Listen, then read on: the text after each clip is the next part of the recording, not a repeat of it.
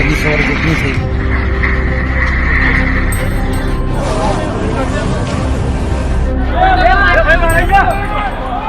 जून 2025 अहमदाबाद का आसमान एक ऐसी चीख से गूंज उठा जिसने पूरी दुनिया को झकझोर कर रख दिया था। एयर इंडिया का एक विमान उड़ान भरता है और कुछ ही सेकंड में मौत का तांडव मच जाता है। शुरुआती जांच में इसे तकनीकी खराबी माना गया था, लेकिन आज एक ऐसी रिपोर्ट सामने आई है जिसने सबको सन्न कर दिया है। क्या ये सिर्फ एक हादसा था या फिर एक सोची समझी खौफनाक हरकत? तारीख थी 12 जून 2025। एयर इंडिया के बोइंग 787 ड्रीम लाइनर विमान ने अहमदाबाद एयरपोर्ट से रनवे छोड़ा था। विमान में सवार थे सैकड़ों लोग, लेकिन उड़ान भरने के कुछ ही सेकंड बाद विमान अनियंत्रित हो गया और पास ही स्थित एक मेडिकल कॉलेज के हॉस्टल पर जा गिरा। मंजर भयानक था।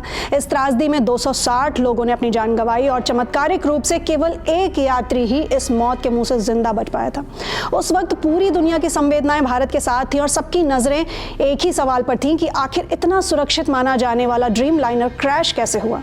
महीनों तक ये माना गया कि विमान में कोई बड़ी तकनीकी गड़बड़ी हुई होगी, लेकिन अब इटली के प्रतिष्ठित अखबार कोरिएरे डेला सेरा ने अपनी रिपोर्ट में एक ऐसा दावा किया है जिसने जांच एजेंसियों की नींद उड़ा दी है। रिपोर्ट के मुताबिक नई दिल्ली और वॉशिंगटन के बीच हुई एक उच्च स्तरीय बातचीत में यह बात सामने आई है कि यह हादसा किसी मशीन की खराबी की वजह से नहीं, बल्कि जानबूझकर की गई हरकत का नतीजा था। भारतीय जांचकर्ताओं के हवाले से कहा गया है कि विमान के इंजन में फ्यूल की सप्लाई को जानबूझकर बंद कर दिया गया था, यानी विमान को हवा में ही बेदम कर दिया गया ताकि वो क्रैश हो जाए।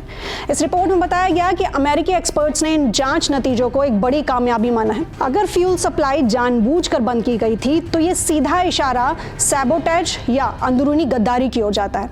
हालांकि हमें यहाँ सावधान रहने की जरूरत है। भारत के नागरिक उड्डयन महानिदेशालय यानी डीजीसीए और विमान दुर्घटना जांच ब्यूरो यानी एएआईबी की आधिकारिक रिपोर्ट अभी तक सार्वजनिक नहीं हुई है। इन संस्थाओं ने अभी तक विदेशी अखबारों के इन दावों पर कोई आधिकारिक मुहर नहीं लगाई है। किसी भी नतीजे पर पहुंचने से पहले सरकार के आखिरी बयान का इंतजार करना बहुत जरूरी है। 260 मासूमों की मौत का जिम्मेदार आखिर कौन है? क्या ये तकनीकी सिस्टम की हार थी या किसी इंसान की शैतानी फितरत? अगर इटली के अखबार का दावा सच निकलता है तो ये विमान सुरक्षा के इतिहास में सबसे काले पन्नों में से एक होगा।